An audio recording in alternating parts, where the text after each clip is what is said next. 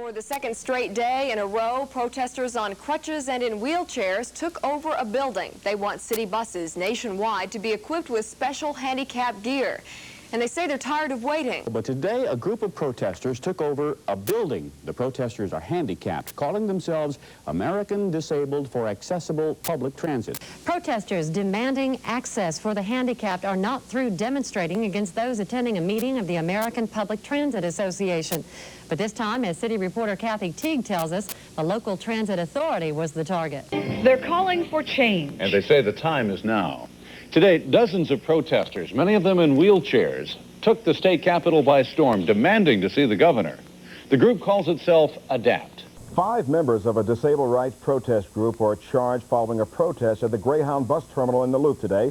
About a dozen members of the American Disabled for Accessible Public Transit, or ADAPT, formed a human barricade in front of the terminal today. They want Greyhound to provide better wheelchair access. The group blocked buses for about 40 minutes before police moved in. Get in your vehicle here, you can, otherwise you'll be arrested. Yeah, I'm leaving. Okay, then you'll have to go. You'll have to leave right now then, sir. You have to clear the street. It's not a matter of wanting to be arrested. Okay, well, it's a matter of going to be arrested. Is that your choice, or are you going to leave the street? I'm sorry, I can't leave the street. Greyhound allows wheelchair-bound passengers aboard only if they're accompanied by adults and having a doctor's note saying it's okay to travel. Chicago ADAPT's 30th anniversary, 1984 to 2014, Aging and Revolution. More today on the ruckus being raised by a national organization called ADAPT. ADAPT is made up of handicapped persons who apparently travel around the country protesting the inaccessibility of public transportation systems.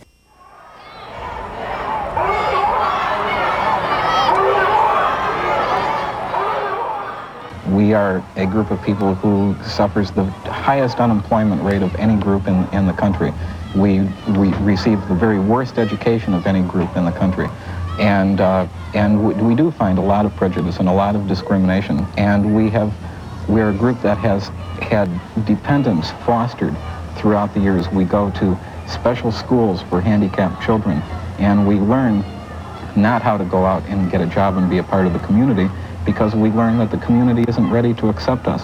We are taught in those kinds of schools to prepare for a life in a nursing home, because that's what's offered us. Access! Now! What do we want? Access! Now! ADAPT struggles over the last few years have focused on the inaccessibility of the mainline bus system.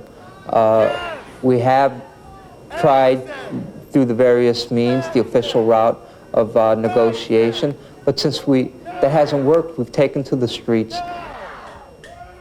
Access! Now! Right now, as we're talking, people are getting arrested for trying to ride buses. People who are climbing on board and paying their fare are being arrested for trespassing, creating a public disturbance and things like that, which is ridiculous if you think about it in a logical way. But of course it gets all thrown out of logic.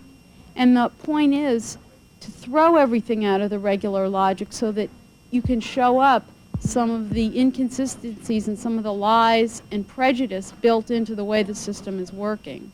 Americans Disabled for Accessible Public Transportation placed one of its members on the Archer bus, number 62, and Kent Jones refused to get off. 30 years ago this day, in Montgomery, Alabama, Rosa Parks desegregated the bus system down there. We're going to stop the segregation that we've got here in Chicago. You know, rest assured that CTA has said we have the right to ride the bus if we can get on it, so we're going to get on that bus. Now when we get 4 or 5 people on, what we're going to do is each of you will get off at another corner. Like say Aaron, Mike, Lisa, and Dan get on, as an example. Aaron, you get off at one corner, take your time getting off. Mike, you get off at the next corner, take your time getting off, etc., etc. That should keep the buses like to get in and out of the mall in 5 minutes. That should keep them there for at least a half hour if you do that. And people will take your chairs up, you know, we'll take their footrests off so that we bring up one footrest at a time, etc., and try to take it slow.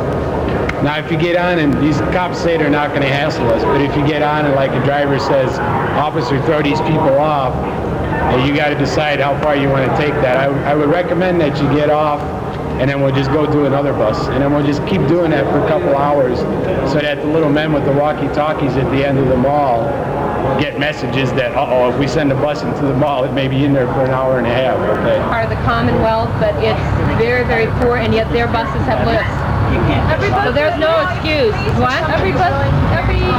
Most of their buses have lifts, and also in some small towns, like in my hometown. See, I'm originally from Maine, and that state is literally at the bottom. It's really has the poorest, lowest per capita income out of all the 50 states, and their buses in some of their cities, like where I come from in Lewiston, I have lifts. So there's no excuse for this. I mean, lack of money, it's ridiculous. What happened is that the police have told us that if we kept getting on the buses, that they would have to arrest us. Now, just like Rosa Parks got arrested for getting on a bus for no reason, we have not broken any laws. The CTA's policy says that we can get on the bus as long as we don't have CTA personnel for assistance. So we're asking you all to go home now. But remember that we'll be back. You did a good job. People understand that without lifts on the buses, this is going to happen time and time again. Paratransit is also known as dial-a-ride or door-to-door service. You have to call in 8 hours in advance, although if you did call in 8 hours in advance, you wouldn't get a ride. You have to call in at least 24 hours in advance to get a ride. The act of scheduling a ride is it's degrading. Somebody once said it's like having a delay on the ignition of your car, where you have to go out 24 hours in advance and turn the key, and then 24 hours later the engine starts. At the time of this film, 60.3% of all the elevators in subway stations were wheelchair accessible. Only the yellow line is 100% ADA compliant. 20 years ago, I walked up these steps a wholly equal American citizen. Today, I sit here with you as less than second-class citizens who are still legally discriminated against daily, even at the end of the 20th century. The history of disabled Americans lists back before our country was a country. Women gained the right to vote in 1920. African Americans and other minorities gained their civil rights in 1964.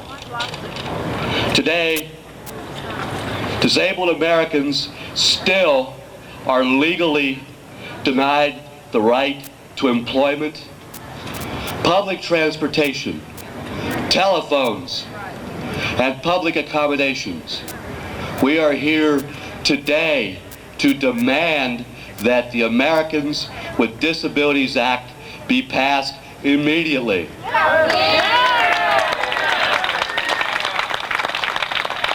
Without further weakening, without delay, without compromise. The preamble to the Constitution does not say we the able-bodied people. It says we the people. We are the people. The Pledge of Allegiance does not say with liberty and justice for all but disabled people. It says liberty and justice for all. We are here to deliver a message. We are here to demand our civil rights now. We are here to demand the passage of the ADA now. We are here to demand that the House of Representatives vote now. Vote now. Vote now. Vote now. Vote now. Vote now. Vote now. Vote now. Vote now. Vote now. Vote now. Vote. The United States government is not prepared to give us our civil rights. The United States government will have to arrest us and carry us out of the building.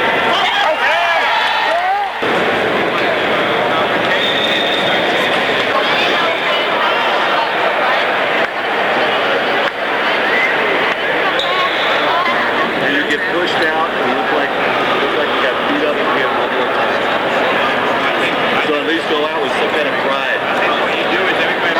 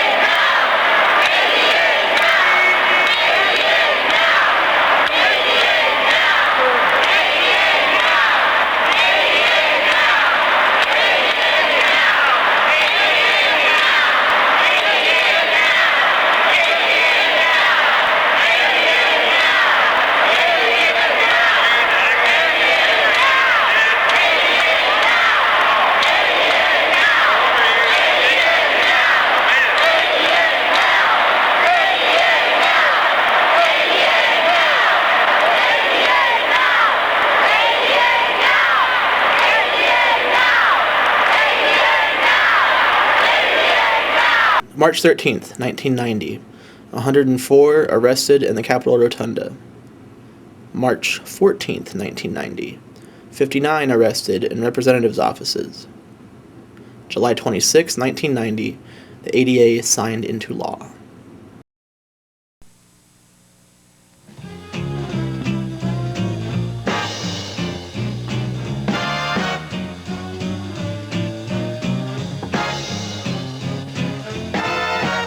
It's Labor Day weekend, and that can mean only one thing. It's time for the Jerry Lewis MDA Telethon.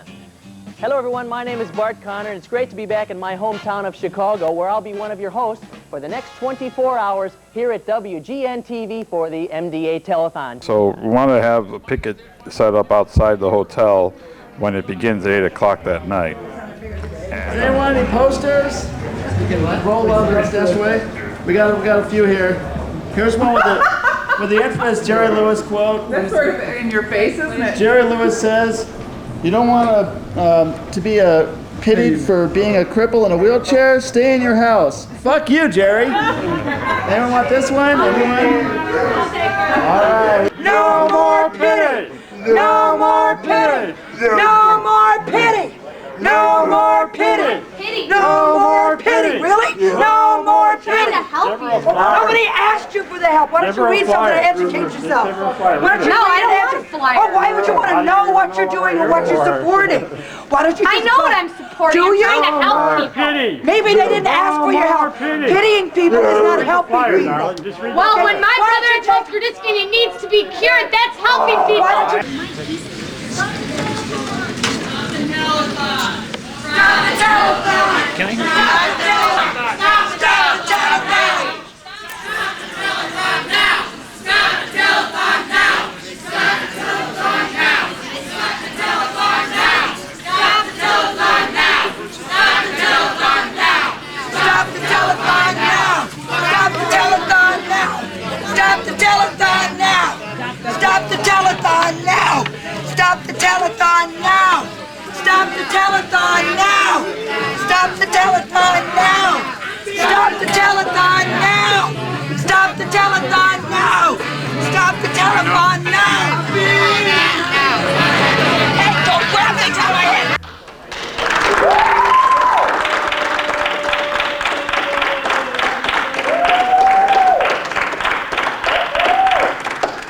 No more telethons! Piss on pity! No more telethons! Piss on pity! No more telethons! These balloons I got from my father, Jerry. I will take these balloons home and cherish them for the rest of my miserable little life. When you know that if you need the assistance of others in terms of attendance or whatever it is that you need in terms of physical assistance to get through your day, that it's going to be there and that you won't have to be broke to get it.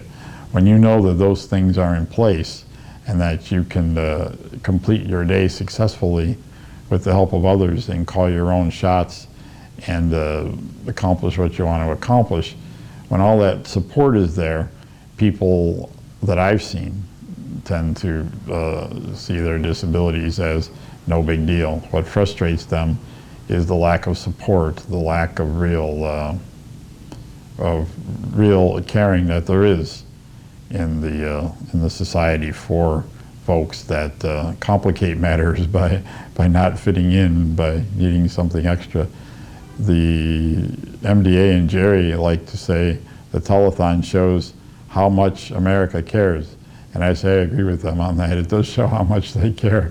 How much they care is that our problems are so unimportant to them that we have to go on TV once a year and we have to juggle and put on a minstrel show in order to get things like wheelchairs. Why should people have to go through all that to get a wheelchair? Why is our mobility and our quality of life so unimportant that we have to resort to these lengths just to get the support that we need? I think that tells you quite a bit about how much America cares. And remember, it's never too late to donate to the cure. The only solution. The final solution.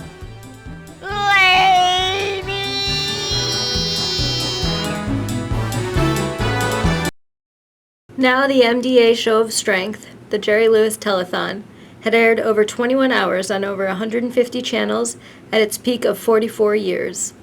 In 2013, it aired only on ABC and for 2 hours. Jerry Lewis was relieved of his hosting duties in 2010. Topping our news, a vocal protest from downtown to Capitol Hill. The demonstrators, people with disabilities who say they want home health care, not nursing home prisons. When they are irate about their right for free movement, they're simply expressing the frustration of 1 6-hour day. They have never been subjected to the 24 hours a day, 365 days a year of being incarcerated.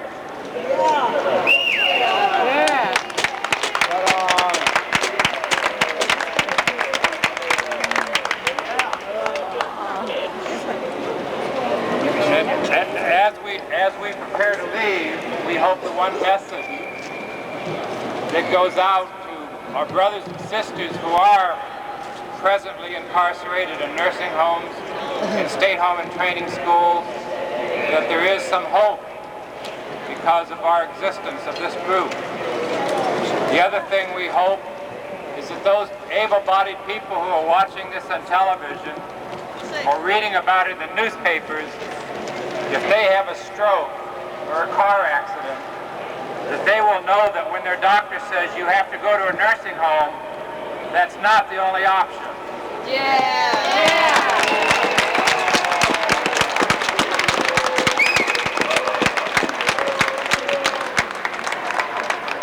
We've been programmed a long time to get ready to go into institutions, and this is the beginning of the deprogramming.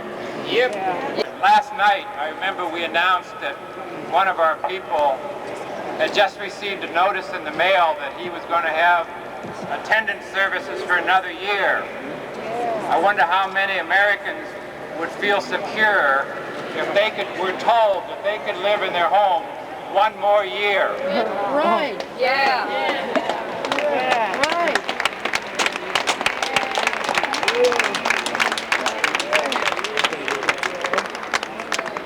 They would be crossing off those days on the calendar with tremendous anxiety. And it's sad that we celebrate somebody that's been given one more year instead of celebrating somebody that's been guaranteed a whole lifetime. We leave here today having made our statement. People with disabilities will not stand by while our people are incarcerated in nursing homes across America. This week, Secretary Sullivan, HHS, the AMA, and Governor Edgar have been confronted with their oppression of people with disabilities.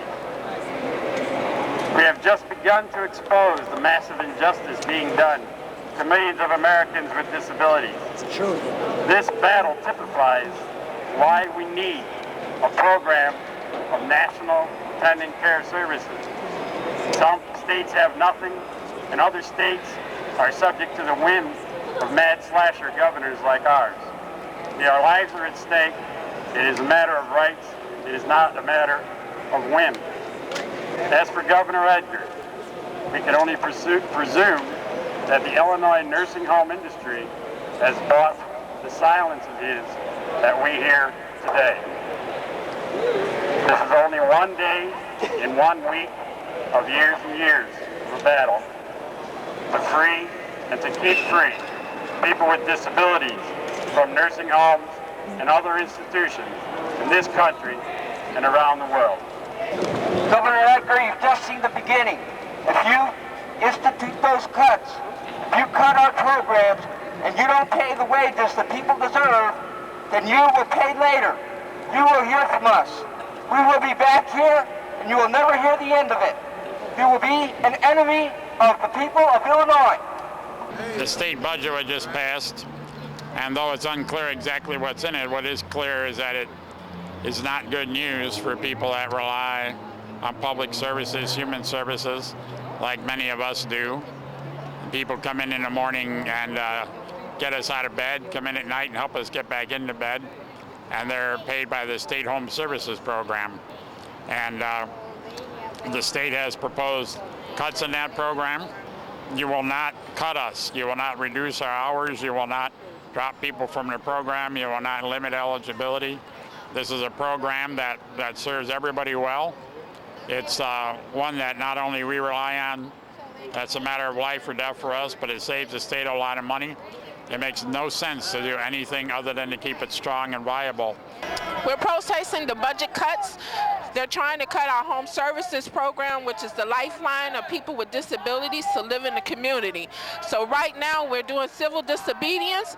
At Randolph and Clark, we're cutting off the traffic to send a message to Governor Quinn that we do not want our services cut, that he will not solve the budget crisis on people with disabilities back.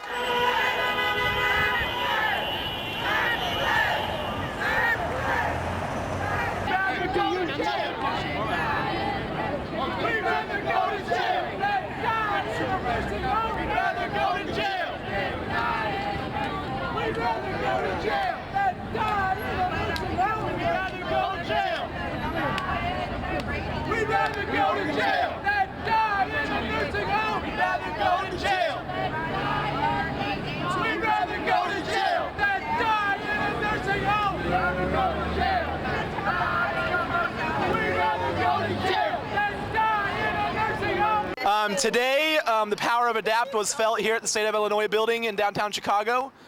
We came and we had a rally, and after the rally, we engaged in some civil disobedience by blocking off the corner of Clark and Randolph for about 2 hours, I think, at least. We were asked to disperse 2 or 3 times, and then, I don't know how many, but about 10 of us perhaps were arrested afterwards.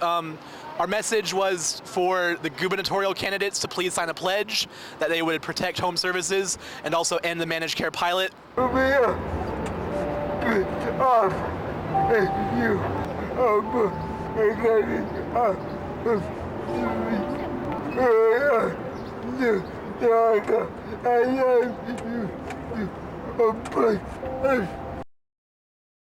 Healthcare and Family Services, HFS, implemented the Integrated Care Program, ICP, May 1, 2011. 29 counties and 5 regions of Illinois now have ICP. 50% of all Medicaid clients must be enrolled by January 2015. In 2012, Illinois spent 30.6% of Medicaid dollars on community living. The national average is 38.8%. Now, questions are being raised tonight about the tactics used by the ADAPT protesters, but one of the country's leading disabled advocates, Attorney Tom Ritter, says confrontation is just one of the techniques needed to get the ADAPT message across. Sometimes you need people doing it from outside the normal channels, whether it be through a demonstration or a protest. The bottom line is that 3 days of protests have gotten ADAPT a lot of attention. The confrontation and arrests will help their cause or hurt it. That is the question being asked tonight. The wheelchair to the general public is a sign of passivity and weakness and illness, but in fact we turn that weakness, perceived weakness, around to a strength and make a tool of intimidation and power, and very similar to what the Black Panther Party did with using the white sphere of blackness to their advantage, becoming super militant. So we use the wheelchair as a sign of militancy and intimidation. I went running to the end of a rainbow, looking for the treasure they claimed I would find. I found nothing but heartache and sorrow. I'm about to lose my way home. On the road of life, the road began to unwind. Dark clouds were ahead of me. It got so dark I couldn't see a thing. My so-called friends, they left me on the side. They left me standing there. I found myself on the desert floor, where the sun beats down on me. There were dry bones all around me. I walked and I tried for days and days. A voice came to me, and she spoke about the access tree. You lean on me, I will take you to the access tree. You can drink from its water, you can eat its fruit. For days and days, we walked toward the access tree. We got to the tree, we stayed there. I woke up one morning, and the footprints walked back into the desert. I guess the old lady was going to save another soul. She left a note with me, pointing the way home. I followed the map that she left me, and I got back on the blacktop. The road sign said this is the way home. I got to get back home, where it all started from. I got to get back home, where it all started from. The road of life, it unwinds. There will be dark clouds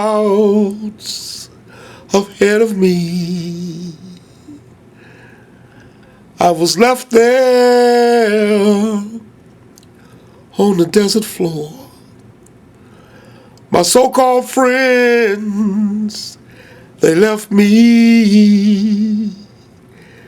They left me standing there in the middle of nowhere. I got to get back home where I belong. Follow the rainbow where the treasure is. I found myself finding nothing. I got to get back home where it all belongs. I got to get back home where it all started from. I got to get back home where it all started from. That's it. That's it. I don't know what you knew with it, but that's it.